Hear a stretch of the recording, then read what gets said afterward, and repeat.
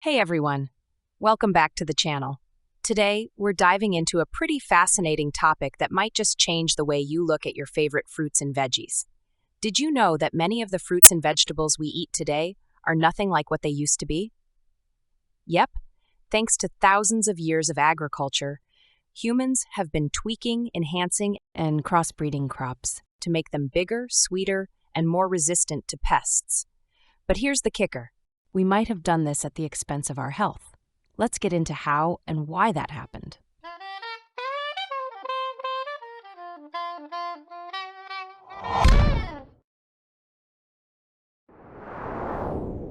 All right, so let's go back in time a little. Before agriculture, our ancient ancestors were hunter-gatherers, and fruits and vegetables were, well, a lot different. Think of wild fruits. They were smaller, tougher, and a lot less sweet than the ones you find in your grocery store today. But as humans began farming, they saw opportunities. We learned that we could selectively breed plants, meaning we'd choose the seeds from the biggest or sweetest fruits and plant those. Over time, this led to juicier, bigger, and sweeter crops that were more appealing to our taste buds. For example, let's take a look at bananas. Wild bananas were filled with large, hard seeds and weren't nearly as sweet as the bananas we eat today. Over generations, farmers selected bananas with smaller seeds and more flesh until we got the modern banana we all know and love. Sounds good, right? But here's where things get tricky.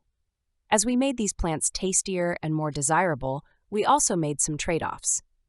Many modern fruits and vegetables are way sweeter than their ancestors, loaded with more sugar than nature originally intended. And while that might make them delicious, it also means we're consuming a lot more sugar than people did in the past, often without even realizing it. Take apples, for example. The original wild apples were much smaller and way more tart, almost bitter. But today they're massive, and the sugar content is off the charts compared to what it used to be. So while apples are still healthy, you're getting a lot more natural sugar, which can spike your blood sugar if you're not careful. Now, beyond just sweetness, another thing that changed was the size of these crops. Think of peaches, corn, and even strawberries. We've bred these to be much bigger because, well, bigger fruit means more profit for farmers and more bang for your buck as a consumer. But here's the catch. By focusing on size and sweetness, we've also reduced some of the nutrients that were naturally higher in these wild varieties. That's right. Many wild fruits and vegetables actually had more nutrients, like vitamins, minerals, and antioxidants. But when we bred them for size and flavor, some of those nutrients got dialed down. It's like we traded nutrition for taste and shelf appeal. And it doesn't stop there.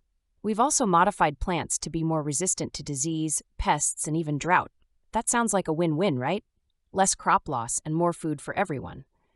And while that's true, in some cases, these changes can make the plants more reliant on certain pesticides or fertilizers, which can then end up in the food chain. Plus, we're altering the natural balance of the plant itself. So what does all this mean for us?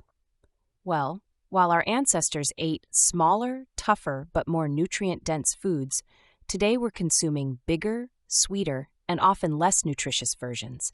And this shift might be contributing to some modern health problems like blood sugar issues, inflammation, type 2 diabetes, and even nutrient deficiencies. But don't get me wrong. I'm not saying you should stop eating fruits and veggies. They're still super important for a balanced diet if you can tolerate plant defense chemicals like lectins and oxalates. The key is just being aware of how much natural sugar is in certain fruits and focusing on variety. Also, consider opting for heirloom or wild varieties of fruits and veggies when you can. These are often closer to their natural state and can offer more nutrients and fewer of the modifications that have made modern fruits and veggies so extreme. Tomatoes, for example. Heirloom varieties tend to be less sugary and pack a bigger nutrient punch.